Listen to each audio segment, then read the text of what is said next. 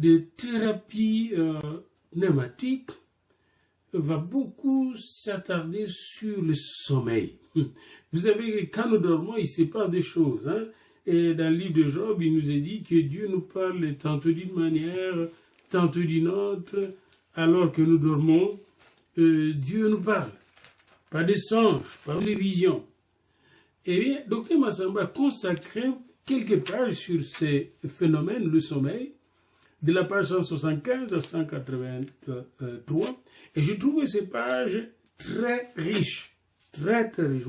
Quand vous lisez un livre, il faut le lire de bout en bout et vous allez constater qu'il y a pas mal de choses merveilleuses dans ces livres. Le sommeil, c'est un moment très important de notre vie. Chaque jour, nous devons dormir. Au moins 8 heures durant. Nous avons 8 heures de sommeil, 8 heures de travail et 8 heures de libre. Récréation, travail personnel, etc. Voulu par les créateurs, nous dit Dr Massamba, comme un espace utile pour la récupération des énergies dépensées lors de nos activités, le sommeil se présente parfois à nous comme un ennemi lorsque le sens de ces différentes manifestations nous apparaît insaisissable. Quand quelqu'un, chaque fois qu'il ferme les yeux, il voit des démons, eh bien le sommeil devient son pire ennemi. Il ne veut plus dormir. Et cela est vrai partout, même ici en Occident, beaucoup de gens, plus de 70% de gens au Canada, par exemple, ne peuvent dormir sans médicaments. Il y a des cliniques de sommeil. Alors, c'est très important, vous savez que le sommeil fait partie de notre vie. La Bible n'affirme-t-elle pas que Dieu créa la femme à partir de la côte tirée de l'homme au cours de son sommeil provoqué par le Créateur? Genèse 2, 21. Les Saintes Écritures renferment de nombreuses interventions de Dieu par l'intermédiaire de rêves, n'est-ce pas, au cours du sommeil, des hommes et des femmes qui ont changé leur vie ainsi que celle des nations. Lisez Genèse 28, 10 à 15, Genèse 37, 1 à 11, Genèse 40, n'est-ce pas, et Genèse 41, le sommeil de Pharaon, Genèse 28, le sommeil de Jacob, pendant lequel il voit l'échelle sur laquelle montent et descendent les anges de Dieu. Donc Dieu lui-même utilise le sommeil pour nous parler. Le sommeil dans l'économie de l'histoire du salut, nous dit Massamba, a été un moment choisi pour la transmission de la volonté de Dieu. Dieu transmet sa volonté aux hommes comme aux femmes pendant le sommeil, à ses créatures. Matthieu 1, 18 à 25. Dieu va parler à un ange de Dieu va apparaître à Joseph pour régler le problème de son doute de l'origine de la grossesse de Marie. Et c'est aussi à travers le songe pendant son sommeil qu'on va l'avertir pour fuir avec l'enfant en Égypte. Donc Dieu utilise le sommeil pour parler à l'homme pendant qu'il est calme, pendant qu'il n'est pas distrait. Il peut lui parler parce que son cerveau travaille. L'auteur du livre de Job, cautionne la profondeur de la vocation spirituelle du sommeil. Il y a donc une vocation spirituelle du sommeil. Et j'aime donc cette étude du thérapeute Massamba, cette étude du sommeil. Je pense que c'est le point fort de ce livre. Et vous devez lire ce point fort de la page 175 à la page 183. Quand Dieu parle, nous dit Job, dans Job 33, 14, 18, il choisit tel moyen d'expression ou tel autre. Mais on n'y fait point attention. Il parle par un rêve, une vision nocturne, des songes, là. Quand les hommes sont livrés à un profond sommeil, quand ils sont endormis, allongés sur un lit, il leur apporte alors une révélation, il les avertit définitivement, il veut leur éviter de tomber dans l'orgueil. C'est ainsi qu'il préserve leur vie de la tombe et leur fait échapper au couloir de la mort. Job 33, 14 à 18. Et nous savons comment Dieu a parlé à Nabuchodonosor, à Pharaon, n'est-ce pas? Dieu parle pas de songes, pas de visions. La succession du jour à la nuit, comme le passage de la lumière à l'obscurité, de l'état de veille à celui du sommeil, s'inscrit donc dans le plan du salut de l'homme et de la femme par le Créateur. Le sommeil nous est accordé par Dieu comme un don de la création. Le sommeil fait partie de notre nature, de la création. Le sommeil, bien-aimé, est un don de Dieu. Aucune personne n'est exempte du sommeil. Le sommeil représente une fonction physiologique vitale dont la privation entraînerait la mort. Il y avait un informaticien, je pense, qui a fait combien de jours sans dormir parce qu'il était trop occupé, il voulait terminer un travail, et c'est un chrétien très engagé, il dit, je veux terminer ça, j'ai déjà fait de millions, madame, après, je prends ma retraite. Eh bien, après plusieurs jours de travail, on l'a trouvé mort sur sa table. On ne blague pas avec le sommeil. C'est aussi important que la nourriture. Le sommeil est une nécessité vitale pour tous. Les temps du sommeil indispensable varient d'un individu à un autre. Les uns ont besoin de 9 heures de sommeil par nuit, alors que d'autres se contenteraient de 4 heures seulement, mais alors profondément, ils dorment bien. Winston Churchill, Premier ministre de l'Empire britannique, n'avait besoin que de 4 heures de sommeil lorsqu'il s'occupait de l'organisation des plans de guerre contre Hitler. L'expérience renseigne qu'un Congolais motivé par certains faits importants, comme le mariage, le deuil, etc., peut s'abstenir du sommeil pendant 2 ou 3 nuits consécutives. Je me suis demandé quand Maman Olangi est décédée après un long deuil de Papa Olangi. Je me suis demandé si les Congolais ont appris cela, combien cette femme était épuisée, cette femme de Dieu, vous voyez, et finalement fatiguée. Probablement qu'elle a manqué de sommeil. Probablement qu'elle utilisait les médicaments pour dormir. Et elle a fini par s'épuiser. Puis là, c'était des prophéties, des cris de ceci, de cela. Et on n'a pas entendu cela, on a répété encore cela avec la dame de M. Étienne Tshisekedi, la maman de l'actuel président. Voyez-vous, nous n'apprenons pas de l'histoire. Pourquoi garder un corps, un cadavre là, puis la personne ne peut pas dormir au lit avec toutes nos coutumes pendant longtemps, puis on ne voit pas l'épuisement d'une personne assez âgée, dont le corps est fatigué, on l'épuise comme ça. Nous avons besoin de notre lit. C'est très important. Et nous, professeurs, pasteurs, etc., quand nous enseignons, quand nous prêchons, et après nous sommes épuisés, mangeons un peu, nous allons dormir, et pendant qu'on dort, on reçoit d'autres intuitions, d'autres révélations, d'autres concepts, d'autres idées, d'autres compréhensions du monde, de la parole de Dieu, etc., d'autres révélations que nous allons communiquer. Mais sans le sommeil, on ne se rafraîchit guère. Plusieurs nuits blanches successives s'avèrent nuisibles à la santé. Et les expériences sur des chats ont montré que lorsqu'on leur privait totalement du sommeil, lors des expériences scientifiques, il s'ensuit l'épuisement physique qui peut entraîner la mort. C'est scientifique. Il importe donc que tout être humain qui a droit au sommeil se doit également de connaître les différentes modalités qui gouvernent son sommeil. Et celles-ci sont régies par une suite d'ajustements, et la science s'y penche pour mieux cerner les mécanismes de ces ajustements, dont le rêve nous apparaît l'un des principaux réflecteurs.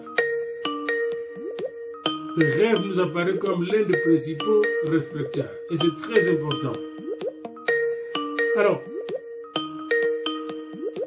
tout être humain, de toute culture, et c'est depuis la création du monde, non seulement dort, mais également rêve. Tout être humain rêve. Et c'est très important que nous le sachions. Tout être humain rêve. Est-ce qu'on peut le dire tous ensemble? Tout être humain rêve. Et c'est très important de le savoir.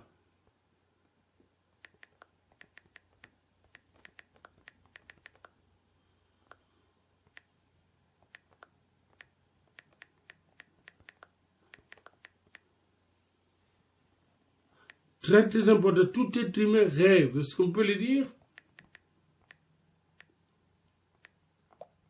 Tout être humain rêve.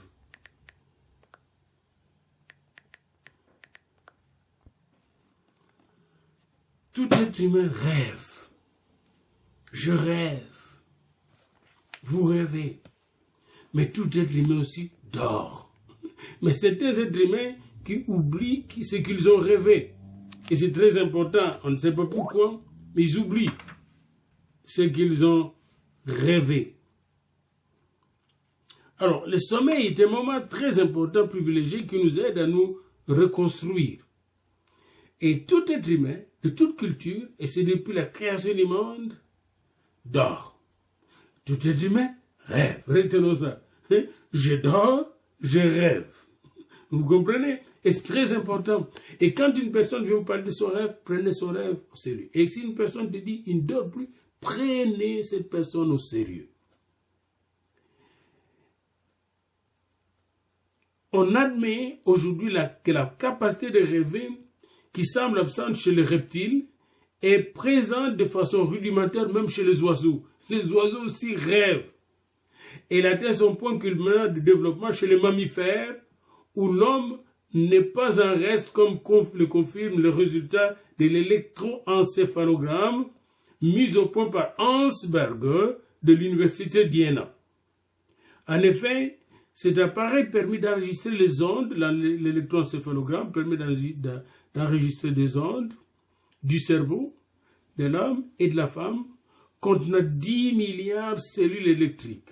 10 milliards de cellules électriques qui déchargent leur énergie à un rythme qui est mesurable.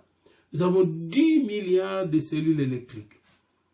Donc, nous avons plus d'électricité même que le barrage hydroélectrique à nous là. Et dans le traitement de l'épilepsie, n'est-ce pas, ou de maux de tête, on essaye de procéder au test de EEG, avec l'électroencéphalogramme, pour détecter l'origine des maux de tête et même prescrire un traitement de certaines maladies, comme l'épilepsie ou d'autres maladies neurologiques. C'est à partir de l'électroencéphalographie que nous savons que le sommeil humain est stratifié en phase de sommeil lent et en phase de sommeil paradoxal. Alors nous allons un peu voir ça, et c'est très important que vous le sachiez comme thérapeute. Le sommeil lent, il représente le moment pendant lequel le dormeur est calme. Au début de l'endormissement, ce sommeil dure souvent 90 minutes. Le dormeur ne connaît pas d'agitation. En effet, il présente un tracé encéphalographique immobile, EEG, immobile, c'est-à-dire ample et régulier. Et ceci suppose que le cerveau du dormeur est en état parfait de repos. Tout en travail, mais se repose. Au début du sommeil, la température du corps dans l'état normal tombe un peu, et au cours de cette période, le dormeur jouit d'une respiration profonde et ralentie. Il est vraiment au repos. Et on n'observe pas pendant cette période de mouvement des yeux du dormeur. Ses muscles de leur part sont aussi en état de repos, sont détendus. L'expression souvent entendue « dormir à point fermé » prend son sens à cette période de sommeil lent. Cette phase correspond en résumé au repos des facultés du cerveau du dormeur. C'est dans cet état que le Créateur nous avait certainement placés avant la chute d'Adam, le jour qu'il avait créé Ève, et pendant tout le temps qu'on était loin du péché, on dormait lentement, le sommeil lent. Christ semble avoir eu ce sommeil quand il était dans le bateau. Calmement, malgré la tempête, il était là, calme. Deuxième niveau de sommeil, c'est le sommeil paradoxal, appelé jadis sommeil rapide. Sommeil lent, sommeil rapide. Le sommeil paradoxal nous apparaît comme l'intermédiaire plus bref qui suit brusquement et régulièrement la phase précédente. On dort bien plus brusque. Quelque temps après le sommeil lent, on remarque que le tracé lent du dormeur sur l'électroencéphalogramme, l'ESC, est interrompu par une activité électrique du cerveau très intense, si forte même qu'elle donne à croire en ce moment que le dormeur se trouvait maintenant en état d'éveil, alors qu'il dort encore. Sa respiration devient plus irrégulière, plus intense, parfois il fait des cauchemars en ce moment-là. En outre, sa pression artérielle monte légèrement et ses yeux, lorsqu'on les observe à partir de dessus de ses paupières, sont animés de mouvements rapides. Cet état est connu par le nom scientifique de rapid eye, mouvement des yeux là, c'est-à-dire mouvement rapide des yeux. On a une nette impression que le dormeur est en train maintenant de vivre une scène intéressante ou effrayante, comme une poursuite par des brigands. Des fois, ses paupières s'agitent comme s'il suivait un film. Il bouge. Parfois, il peut bouger son corps, mais c'est dans ce moment-là qu'il a, par exemple, des pollutions nocturnes pendant le sommeil pour les jeunes adolescents. Lorsqu'on les interroge, ces garçons racontent leurs expériences sexuelles. J'ai eu une expérience sexuelle bizarre cette nuit. C'est dans ce moment-là qu'on rêve les maris ou les femmes de nuit. Dans notre culture, plusieurs personnes associent ces manifestations aux actes de sorciers dirigés contre les dormeurs dans ces rêves. D'autres pensent qu'il s'agit là des actes de sorcellerie intentés par le rêveur contre d'autres personnes. D'autres pensent que des personnes qui s'agitent au lit sont en train de sortir ou partir faire des coups pendant le sommeil. Et alors voilà comment les gens interprètent le sommeil rapide ou paradoxal chez nous. Le sommeil permet aux dormeurs d'organiser des expériences oniriques en vue de se dégénérer, de se refaire, de se régénérer plutôt, et de se refaire, de se rajeunir même intérieurement. Les rêves constituent l'expérience onirique qui n'a lieu que pendant le sommeil paradoxal. Le rêve n'a pas lieu pendant le sommeil lent, profond, mais pendant le sommeil paradoxal. Et le rêve dure en moyenne 1h30 pour une nuit de 8 heures. De plus, l'expérience a montré que l'on ne se souvient de ses rêves que si l'on s'est réveillé quelques minutes après l'activité de sommeil. Sinon, on oublie tout. Certaines personnes ne se souviennent pas de leurs rêves parce que leur réveil survient presque toujours pendant la période du sommeil lent et non pendant la période du sommeil rapide ou paradoxal. Pour se souvenir des réveils, il faut que la personne se réveille un tout petit peu pendant la période du sommeil rapide ou pendant qu'il rêve. Le nourrisson est doué d'un sommeil paradoxal beaucoup plus développé que chez l'adulte. Et vous allez voir votre nourrisson, pour nous qui avons eu des enfants, s'agiter quand il a des rêves et se réveiller. Certains scientifiques pensent que ce fait permet à l'enfant de fixer dans sa mémoire tous les faits nouveaux qu'il n'a pas pu enregistrer pendant la journée. Le sommeil permet à l'enfant de se souvenir de ses expériences diurnes sous forme de rêves. Il revient à sa journée. Alors, vous avez le sommeil là, le sommeil rapide ou paradoxal, pendant lequel on rêve. Vous avez un troisième niveau, le somnambulisme. L'être humain connaît plusieurs troubles de sommeil, à l'instar de l'insomnie et du somnambulisme. Le somnambulisme est bien connu et touche plus souvent les enfants que les adultes. Après s'être endormi, un certain temps, le sujet se relève du lit et marche dans la maison.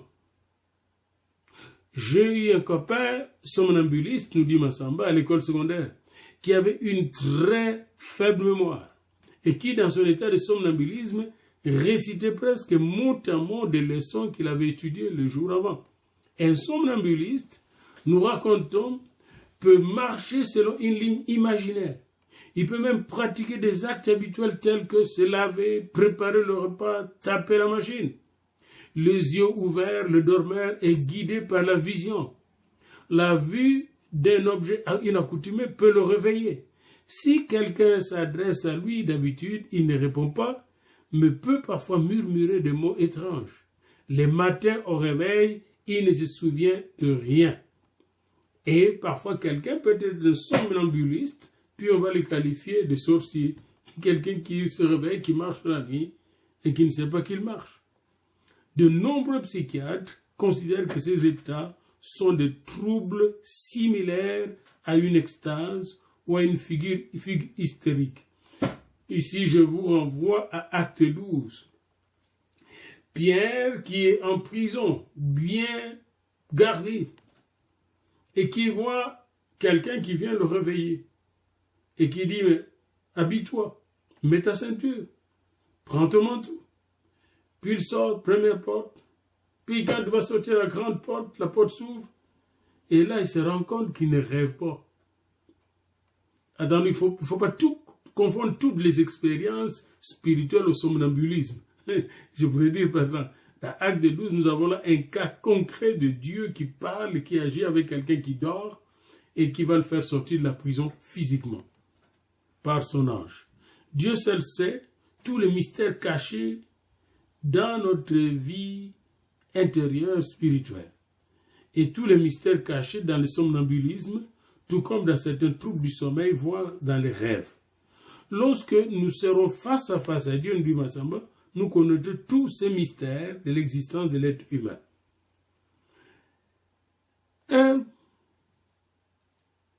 Une autre leçon que nous pouvons tirer avec Massamba, concerne les soins de troubles du sommeil. Il n'y a personne au monde qui n'ait jamais connu du trouble du sommeil. Quand vous avez parfois de grands problèmes, vous perdez le sommeil. À un certain moment, l'on se rappelle une insomnie vécue suite à un problème rencontré pendant la journée et que celui-ci soit proche ou lointain. En effet, le sommeil ne nous met jamais en état de cessation totale de l'activité cérébrale. Le cerveau continue à fonctionner quand nous dormons. Et si nous avons eu des problèmes, ces problèmes continuent à fonctionner en nous, à opérer en nous, à nous agiter. Et c'est comme ça que notre sommeil est dérangé. Jonas, figure de l'Ancien Testament, nous dit Massamba, nous donne toutes les indications d'avoir souffert de dépression mentale. Tout être humain est donc un candidat aux troubles du sommeil et aux affections nerveuses. Et moi, je vous donne l'exemple d'Élie que j'ai étudié dans une autre conférence, qui était tourmenté par Jézabel et qui demandait la mort. Il était totalement déprimé. L'esprit protecteur nous met constamment en état d'alerte et nous empêche de sombrer dans le coma spirituel ou physique. Il nous met à l'abri du coma physique et à l'abri du malin. Le sommeil ressemble à l'état de mort, sans provoquer notre mort réelle. En fait, quand nous dormons, c'est comme si nous mourons, mais ce n'est pas une mort réelle. C'est une mort circonstancielle, surveillée, une sorte d'anesthésie de Dieu. Or, le sommeil ne nous conduit pas à l'anéantissement total de l'activité cérébrale. L'esprit placé en nous est constitué également d'une alerte spirituelle féconde. Notre âme dort, l'esprit veille sur l'âme. Vous voyez? Et c'est là que nous sommes un esprit avec une âme dans un corps. Vous voyez? Il y a une sentinelle du corps qui est l'esprit. Et l'esprit ne dort pas. L'esprit de Dieu. Son rôle, le rôle de l'esprit, est de nous garder en vie et nous mettre constamment en état d'éveil spirituel, aussi vrai que le cerveau et l'âme, et le cerveau de l'âme de l'homme est fécondé par l'Esprit de Dieu lui-même. Notre vie porte le souffle de Dieu, qui en est l'auteur.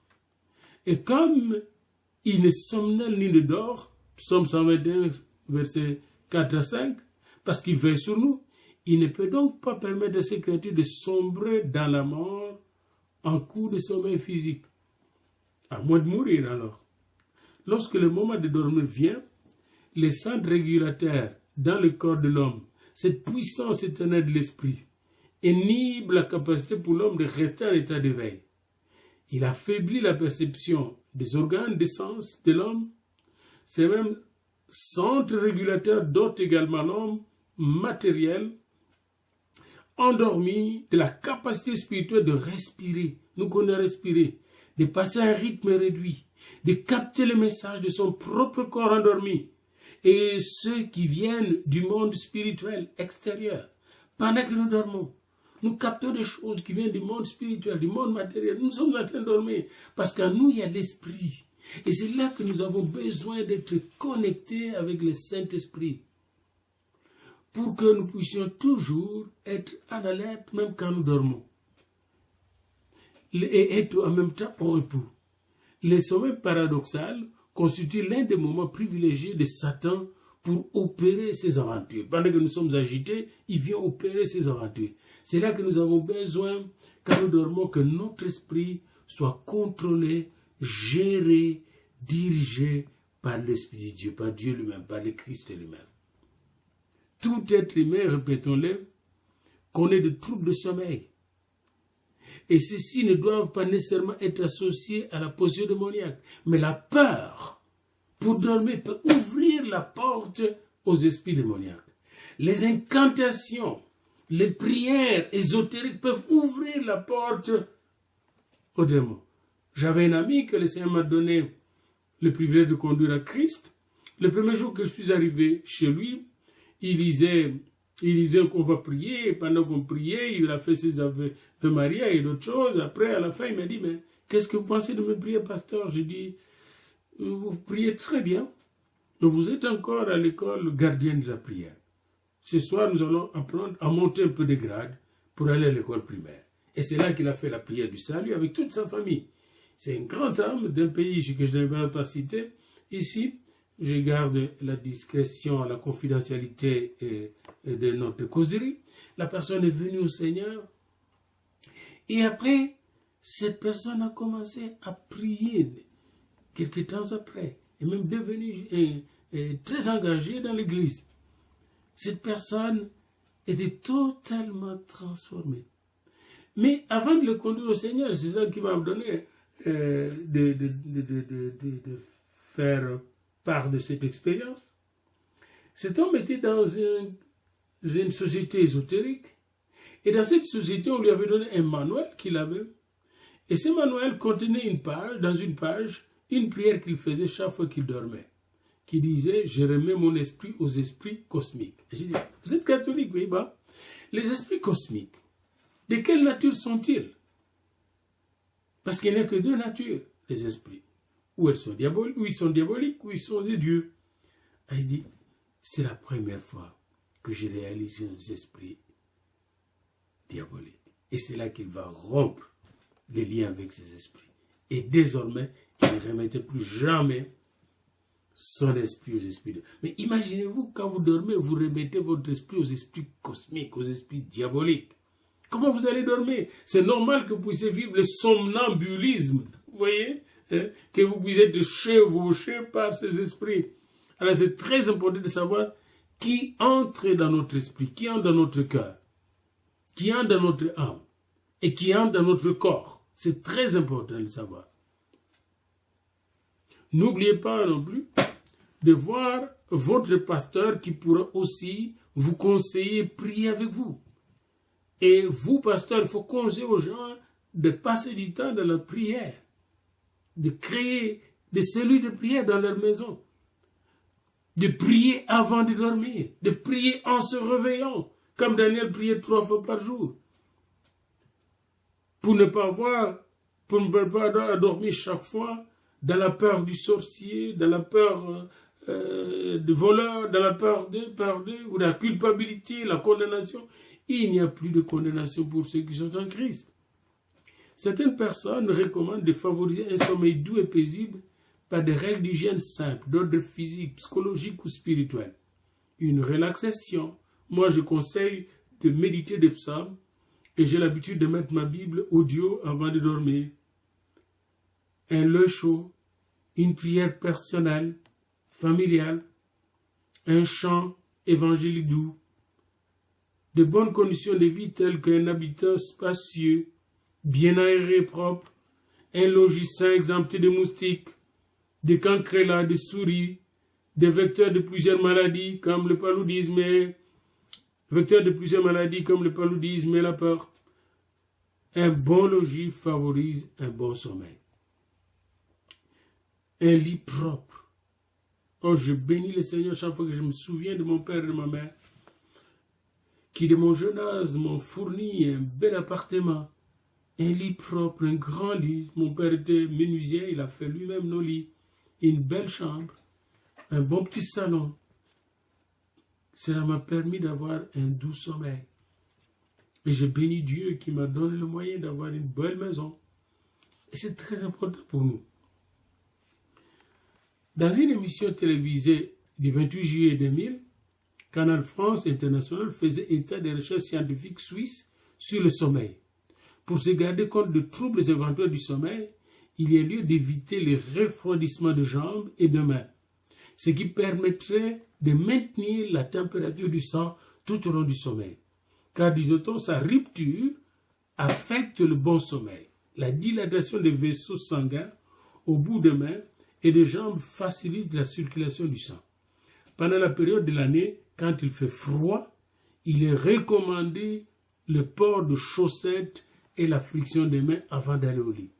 Avant d'aller au lit, une bonne alimentation équilibrée, pas trop lourde, permet d'éviter surtout pour des personnes âgées de troubles digestifs capables de causer des rêves troublants.